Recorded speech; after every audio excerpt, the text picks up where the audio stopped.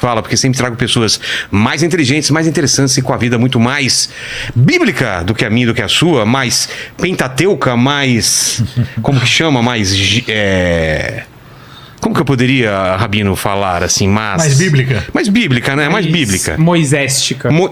Nossa, moiséstica. Moiséstica. Existe isso? Moiséstica. Acabou de essa expressão. Tá bom, mas moiséstica. Como que vai ser a participação do pessoal nessa live maravilhosa? Galera, é o seguinte, hoje é uma live super especial, então você manda aí pra gente o seu superchat, tá? Mas não vai mandar um superchat falando pra gente mandar um salve pra sua tia que mora em Indaiatuba, que a gente não vai mandar. Manda aí uma pergunta boa, uma pergunta aí no seu superchat que a gente vai ler aqui, fechou? Exato. Não esquece de deixar o like, se inscrever no canal e tornar-se membro, óbvio. Fechou.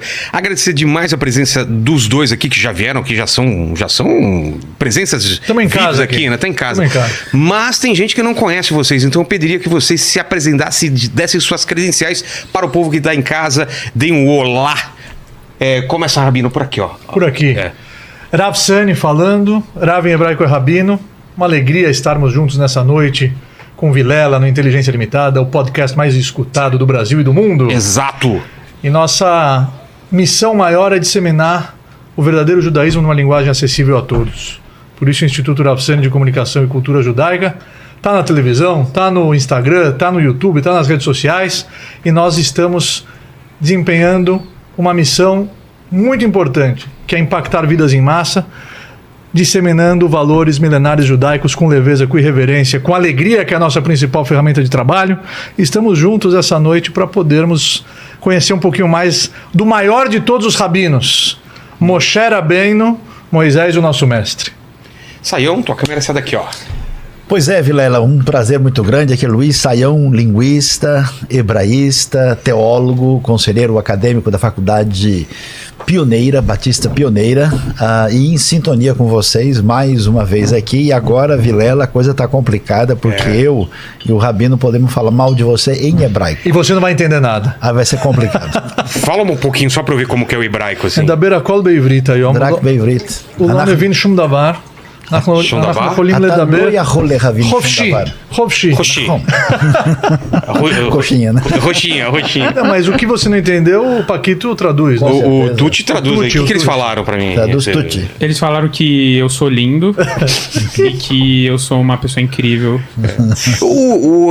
Acho que a gente Mas podia... foi gostoso falar hebraico com ele. Quando eu cheguei aqui, ele fala hebraico porque ele estudou na Universidade de São Paulo hebraico e vai muito para Israel. Então ele praticou bem o hebraico. Eu tava com saudades de falar hebraico. Não, e é legal. É a nossa língua mãe. Porque professores dele foram meus professores também, né? Ele falou o nome da Morarifka Berezim. Sim. Morarifka Berezim me deu aula Nos tempos lá do no outrora. Colégio Hebraico Brasileiro Renascença quando eu era criança. Quase junto com o Moshe. Acho que a gente podia começar a falar sobre isso, né? O povo hebreu e o povo judeu, israelita. Qual que é a diferença, assim? Na verdade, o povo de Israel, ele começa com um homem. Abraão. Que era? Abraham. E ele era conhecido como Avraham Haivri. Abraão o hebreu. Porque Ivri vem de Ever. Ele estava numa margem, Ever é margem do rio. Tá. Ele estava em uma margem do rio e o mundo inteiro estava em outra margem. Ou seja, ele levantou a bandeira de monoteísmo numa geração de idólatras. Ele foi contra o próprio pai, inclusive. Então esse termo de hebreu vem de Ivri, que ele estava numa margem e o mundo inteiro estava na outra margem. Agora, judeu vem de Yehudá, que é o filho de Jacó, que é neto de Abraão. Entendi. Então nós somos Bnei Israel, os filhos de Israel, que é um dos nomes de Jacó, de Yaakov, e uma das tribos que sobrou foi a tribo de Judá. Por isso que nós somos judeus descendentes dessa tribo. Entendi. Saiu, por onde a gente começa essa história de Moisés? Por onde você quer começar? Olha, a gente precisa Lembrando, entender, sim, que Moisés foi o primeiro que baixou dados da nuvem usando um tablet. Nossa, é verdade. Então todo pioneirismo digital é altamente mosaico. Mas eu diria para você, Vilela, que Moisés é a referência mais significativa e importante da civilização. Sim. Tem alguns elementos assim que eu vou começar destacando.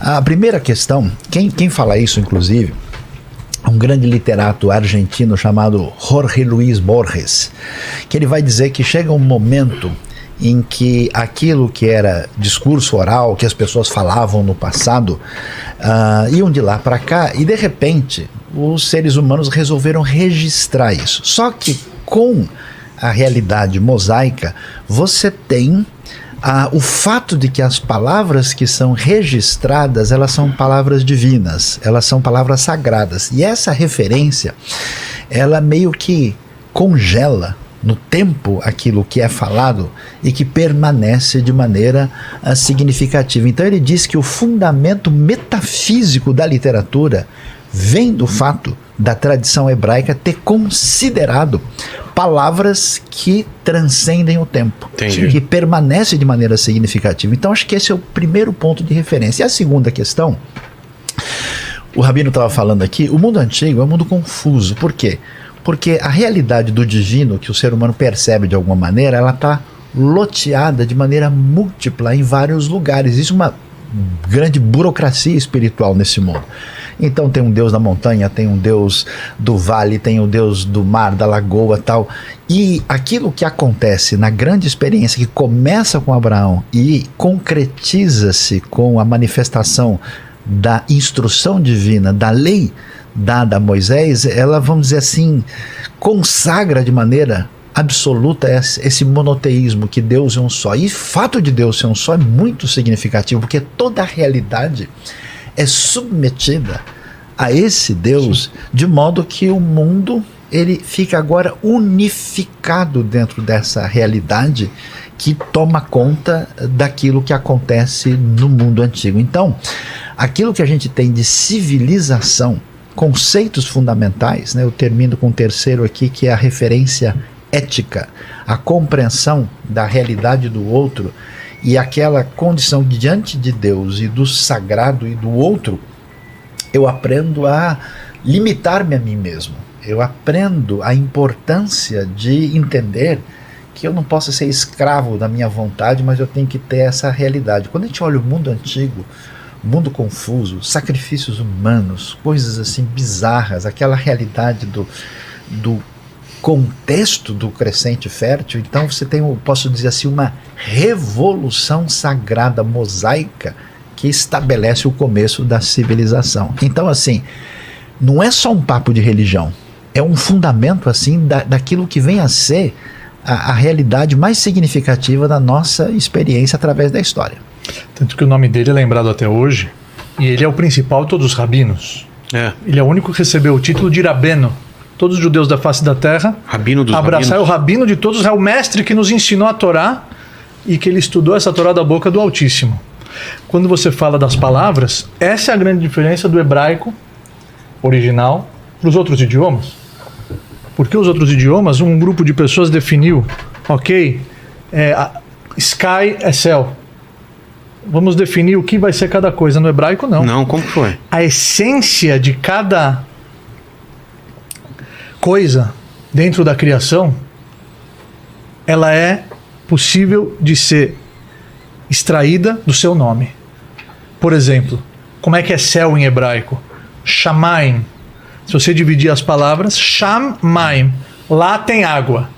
O nível de água congelada no céu é algo... O cachorro, Kelev. Kelev é o cachorro, Kelev é Kulolev, ele é um animal muito, muito coração. Lev é coração, muito sentimental, muito leal ao seu dono. Então, Adam, que é o homem, Adam vem de duas raízes.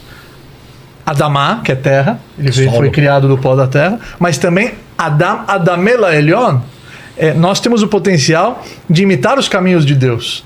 Então, cada nome em hebraico, cada palavra, cada letra da Torá, ela pode ser interpretada, ela pode ser utilizada como um farol de luz para todas as gerações, né? A mesma história de Moisés que é estudada hoje por uma criança de 6 anos no jardim, ela vai ser a mesma história interpretada de outra maneira quando essa criança for um jovem de 13 anos, com 16, com 20,